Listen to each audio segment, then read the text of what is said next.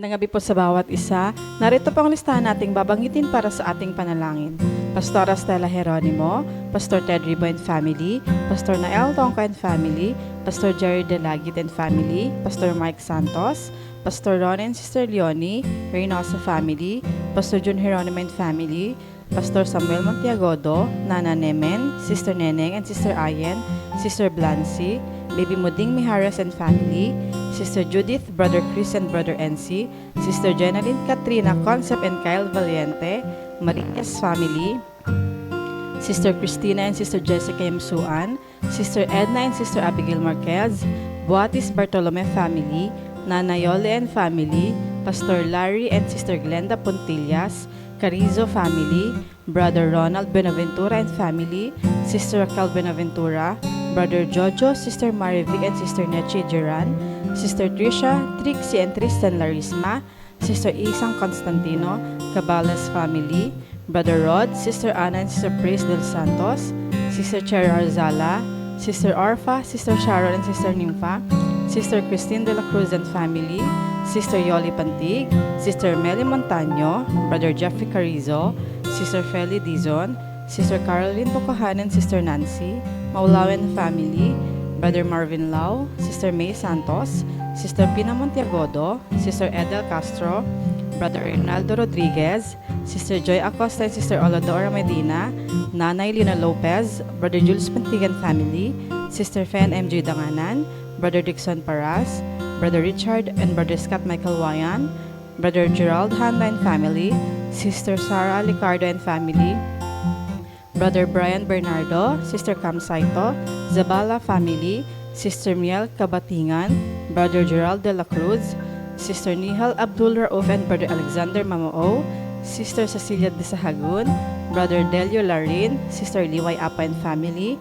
Brother Francisco Fabiliar, Brother Sam Benisano, Sister Baby Orsabi and Sister Belen, Brother Jerry Lazare and family, Sister Zea Callejo, Brother Vic Gutierrez and family, Brother Francisco Senon, Baby Gavin Manzulim, Sister Lani Ramos, Sister Janet Abuel, Sister Hilary Ann Abuel, Baby Julian Chris Alfante, Sister Crescencia Ramos Rico, Nanay Gloria, Pastor Hener Ado, Brother Richard Elima, Dr. Frederick Locson, Brother Ishmael and Brother Joaquin Ong, Baby Penelope Jane Leoncio, Brother Juanito Ramos, Sister Joan May Ragusante, Brother Paul Anthony Gutierrez and family, Sister Filomena Tugade, Sister Agang Cruz, Brother Ryan Dagdag and family, Sister Madeline Napalang, Sister Marybeth Balahadia, Brother Leo Garcia, Sister Julia Micaela Dumigiano, Brother Jonathan Binuya, Sister Susan Lopez,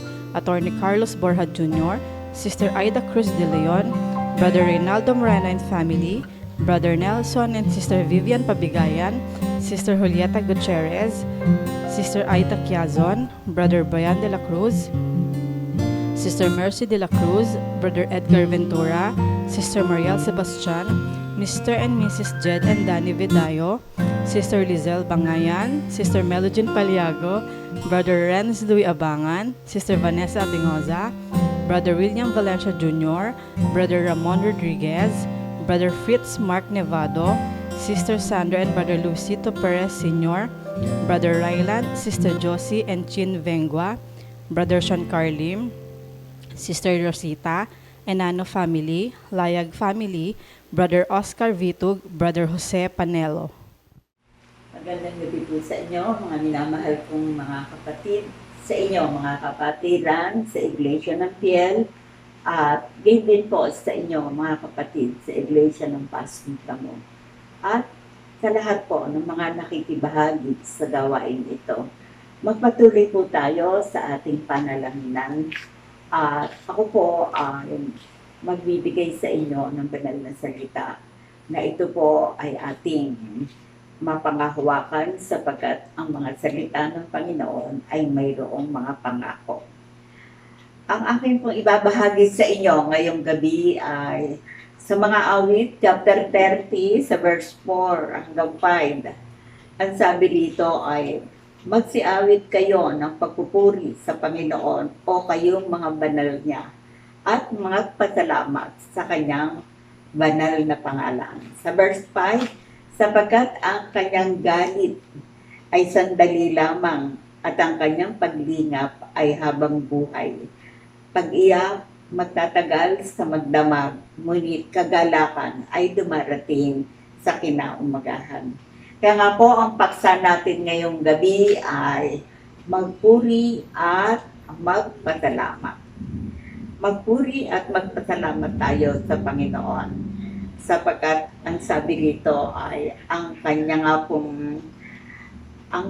galit ay sandali lamang. So, sa pagiging mahabagin ng Panginoon, ang kanyang galit ay sandali lamang. At ang kanyang pagiging mapagpatawad sa kanyang pangako na ang kanyang galit ay sandali lamang. So, purihin natin ang Panginoon at pasalamatan sapagkat ang Panginoon ay mahabagin at mapagpatawad. Kaya nga po sinabi niya dito, ang kanyang galit ay sandali lamang.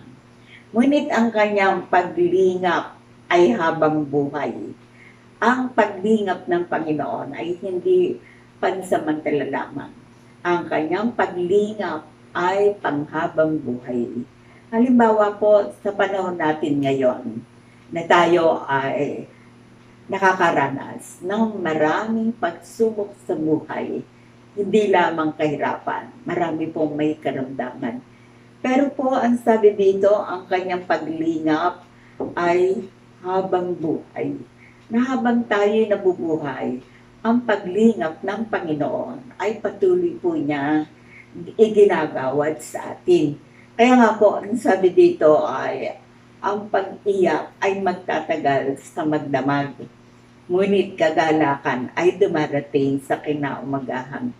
So, ibig sabihin nito, yung ating mga pagluha dahil sa mabibigat na pagsubok sa buhay, ito daw ay ang katagalan, magtatagal lamang daw ito sa magdamag. Ibig sabihin ay hindi sa sa magdamag na hindi aabutin ng umaga sa magdamag.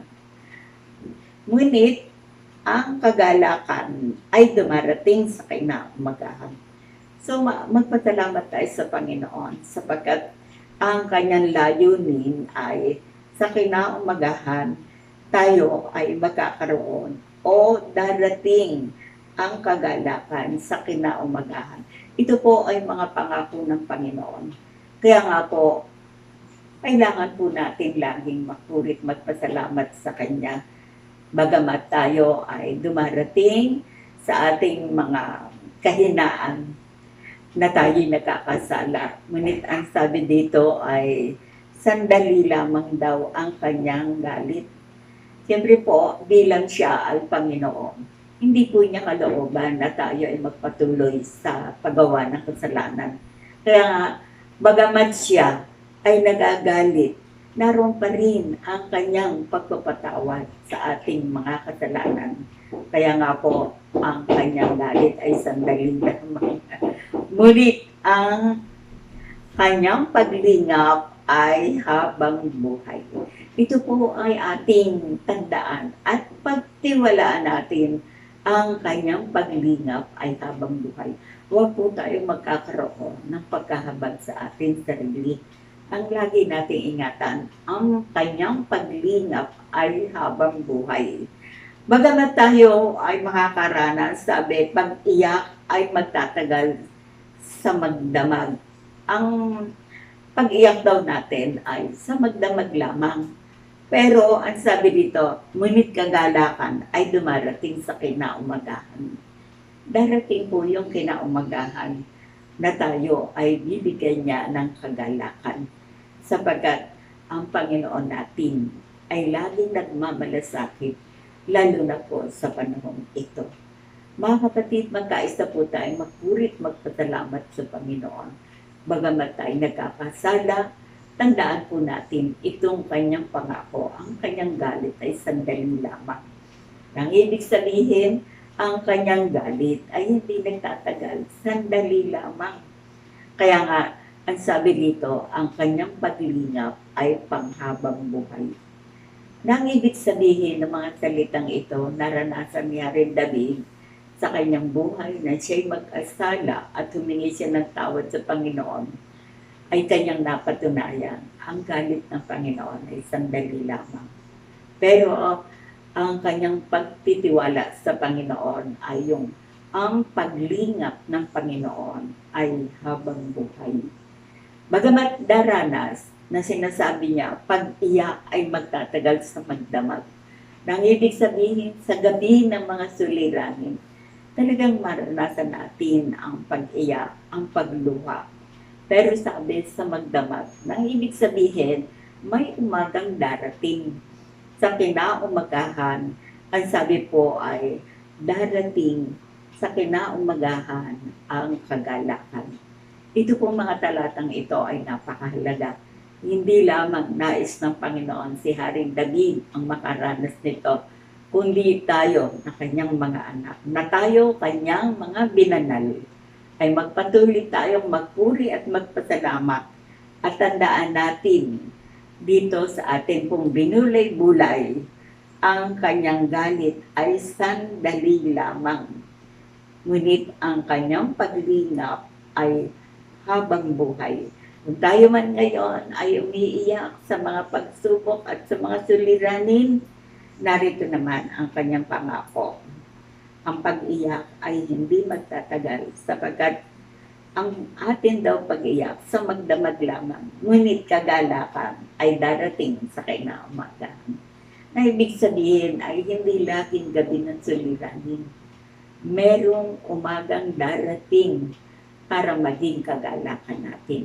Kaya nga, ang aking pong paksang ibinigay sa inyo ngayong gabi ay magpuri tayo at magpasalamat sa ating Diyos na mahabagin, sa ating Diyos na mapagpatawad, sa ating Diyos na ang kanyang paglingap ay habang buhay.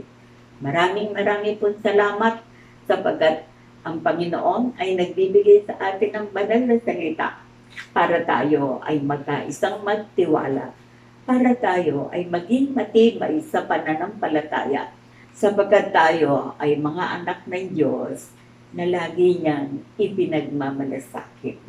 At tayo po ay magpatuloy sa ating panalangin. Panginoon, maraming salamat sa mga banal na salita na ibinigay niyo sa amin. Karapat-dapat namin kayong papurihan, pasalamatan. Salamat po sa inyong pangako na ang inyong galit ay sandali lamang. Ang ibig sabihin, kayo na aming Diyos ay mapagpatawad, bagamat nagkakaroon kami, nakakagawa ng kasalanan. Kaya Ama, patawarin niyo kami at linisin ang inyong banal na dugo. At tulungan niyo kami, magkakapatid sa panahon ito, magkaisa kami magtiwala.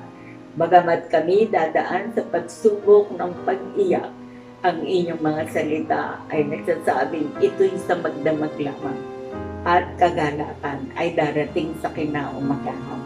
Salamat Panginoon sa mga pangakong ito na nagiging pag-asa namin, nagiging kagalakan namin, nagiging biyaya sa aming buhay na ang inyong paglingap ay habang buhay. Pagpalain niyo po ang mga salitang ito at kaming magkakapatid sa Iglesia ng Fiel, Iglesia ng Passion Tamo. Lahat po kami ay dumarating sa mga pagsubok sa buhay. Nit kami po ay umaasa sa inyo. Dadagdagan ninyo ang aming pananampalataya na ang mga pagsubok na ito ay sa magdamag lamang, sapagkat darating sa kinaumagahan ay ang kagalakan, sapagkat may katugunan kayo sa aming mga pangailangan, sa mga kagalingan, sa mga kahirapan, at sa mga mabibigat na pagsubok. Ama, ako po ay umaasa at nagtitiwala. Ang paglingap niyo sa amin ay habang buhay. Kaya Ama, bigyan niyo po ito ng bisag kapangyarihan sa aming buhay at magkaisa kami. Ito'y aming panghawakan at pagtiwalaan sapagkat kayo na aming Diyos, tambahan mo na kailanman. Ang lahat ng ito, Ama, ay aking hinihingi, ipinagpapasalamat sa pangalan ni Jesus. Amen.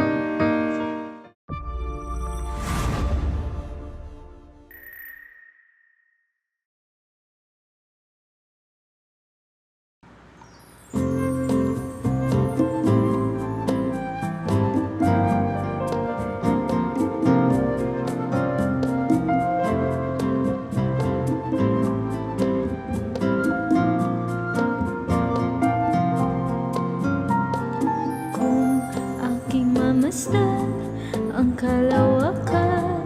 Hindi ko maunawaan ang iyong dahilan kung bakit ako'y pinili mo tinalagaan. Di ko kayang isipin, hindi ko kayang sukatin ang pag-ibig mo, Jesus, na iyong binigay sa akin.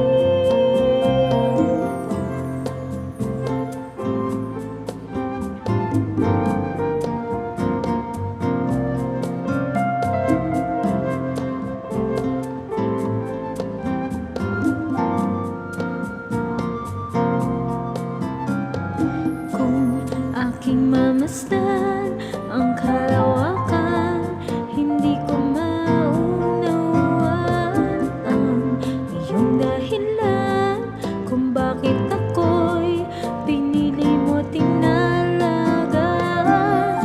Di ko kayang isipin, hindi ko kayang sukatin ang pag-ibig mo, Jesus, na iyong binigay sa akin. Salamat, salamat, O Jesus, sa pag-ibig mo. Walang ibang nagmahal sa akin ng katulad mo. Salamat, salamat, O Jesus, sa pag-ibig mo. Ako'y magsasaya sa piling mo.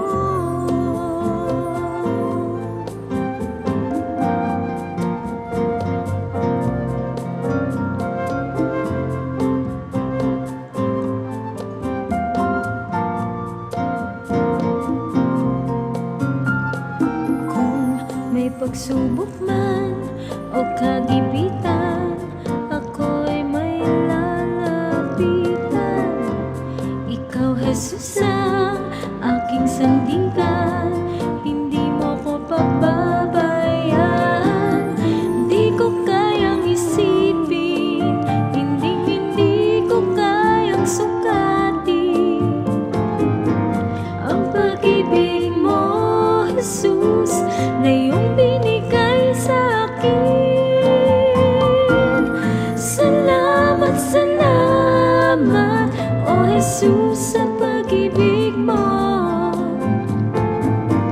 Walang ibang nagmahal sa akin ng katulad mo. Salamat, salamat, O Jesus, sa pag-ibig mo. Ako'y magsasaya sa piling mo. Buhay ko nang purihin ka, buhay ko nang sa'yo'y sumamba. Wala nang ibang nanaisin pa, kundi pasalamatan ka. Buhay ko nang purihin ka, buhay ko nang sa'yo'y sumamba. Wala nang ibang nanaisin pa, kundi pasalamatan ka. Salamat, salamat, O Jesus, sa pag-ibig mo. Walang ibang nagmahal sa akin ng katulad mo. Salamat, salamat, O Jesus, sa pag-ibig mo.